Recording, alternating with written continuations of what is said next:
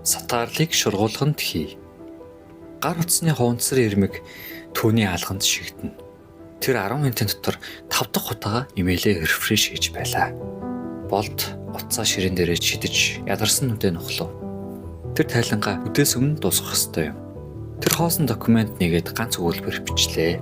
Гинт ширээн дээр зөөлөн чичиргээ мэдрэгдэж түүний анхаарлыг хар дэлгэц рүү буцаан татлаа. Гар нь рефлексээрээ хөдөлж зүгээр л мэдэгдэл шалгах гэж утсаа авлаа. Гэтэл тэр нь зүгээр л нэг аппликейшн апдейт байв. 30 минут зүгээр л скрол хийсээр цаг хугацаа урсан өнгөрөв. Тэр утсаа доотлын шургуулган шидэж түгжээд орхилоо. Эхний цаг нь яг л бие өвдөж байгаа мэт санагдсан. Түүний тарих наад шүгэгээ онгоолго фидэ шалгах гэж орилно. Гэтэл айчмаар өрөө нам хүм болов. Тэр галзуурсан хүсэл алга болж оронд нь нэг л 50 мэдрэмж төрлөө.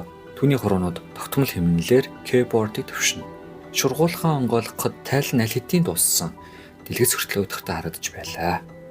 Олон зүйлийг зэрэг хийхийн сөрөгнөлөө. Таны нүд гэрэлцэн дэлгэц рүү ширтэнэ. Нүд чинь хорсож хүндэрсэн мэдрэмж төрнө. Цагийн зөв шөнийн 2 цагийг заана.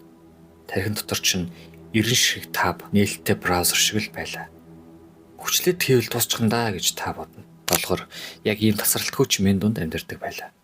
Тэр компьютер дээр ажиллахдаа подкаст асаалттай байлгаж илүү дуу чимээн түүнийг илүү бүтээмжтэй болгодог гэж итгэнэ. Би яг л машин шиг ажиллаж байна шүү гэж өөртөө хэлээ дахин эспрессо найруул. Гэхдээ тэр тайлангаа хийж дуусгах гэж бүтэн 6 цаг зовжээ. Тэр улирлын борлуулалтын тухай нэг параграфыг дахин уншина.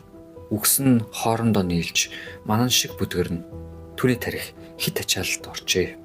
Маргааш өглөө тогтсорч Wi-Fi болон спикер нь унтарчихав. Гинт нам гүн болчихсон чинь нэг л сонив. Хүнд мэдрэмж төрөв.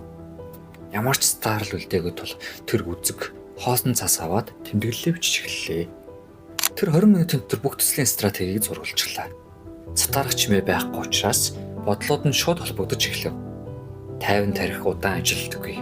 Харин чимээ шугаан дундуур зүсэн орох хор цотох шиг юм.